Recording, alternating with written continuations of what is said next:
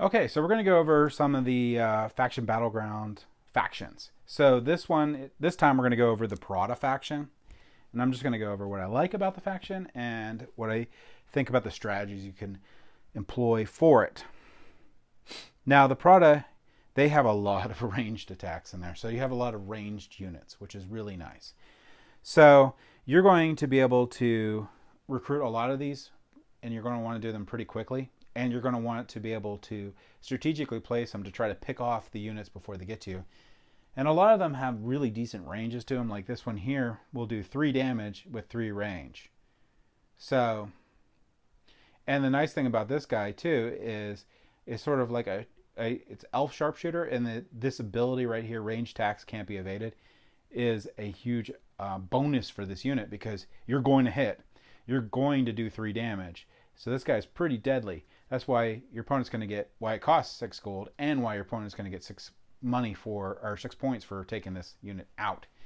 So this is one of the units that is, this is actually my favorite unit in the faction, and the one that I'll protect. So I'll use this one to pick off some of the slower moving units on the opponent, and I'll use my other units to protect this elf shooter.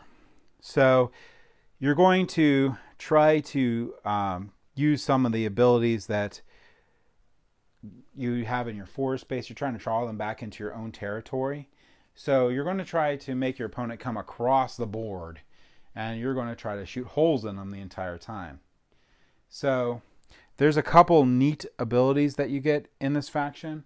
Like this one here, this natural toughness has 1 use.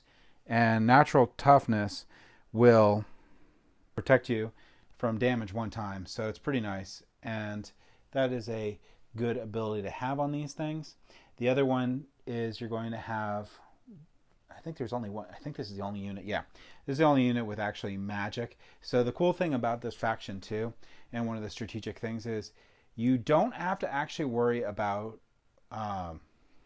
mana generation as much in this faction. You only have 1 guy, and this one's pretty cool to have out to use up any of the mana that you might have. And you can see that it's not great, but it does have flying, so you can do like little and it has pretty fast movement, and it has command, so there's some cool parts of this one. But this is the one unit that I'll bring out if I see groupings of like weak or low health units on the opponent side, just to fly it over and just try to pick a couple off, especially if I end up with a lot of mana, because you're really only going to be using in general gold with this faction. So it's pretty nice to just focus on generating gold and not have to worry about the mana so much. And you could actually use that as a bait. So you can use some of those mana stations out there that they can use to generate more mana from, that got placed in the beginning of the game. You can use those to lure the enemy into them to try to gain those resource centers and just shoot holes in them and do a lot of damage and hopefully take out some units in the process. So there's a lot of freedom that comes with this grouping, and that is nice because you don't have to worry about as much. You're going to mainly focus on trying to gain a lot of gold in as much as you can, and you're going to try to stay back for the most part. You do have some heavy hitters in this one, like this guy's really nice here. You can use this guy, which you notice he doesn't have much of a movement on there. You can use this guy to hold back, make a wall to hold back your enemies, and you can shoot them up with all your different archers. So that's the toughest guy in the entire one.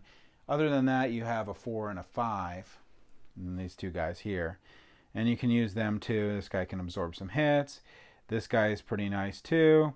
Also, because he has command, you can use his to activate some of the archers, which is really cool. So you can take some damage, and you can knock out some units on your opponent with that. So that's it. That's a basic overview of the Parada faction. I like this one a lot because you can be really sneaky with it. But we'll go ahead and we're going to do a couple more factions here, but this is going to be the video on Parada. Thank you for watching.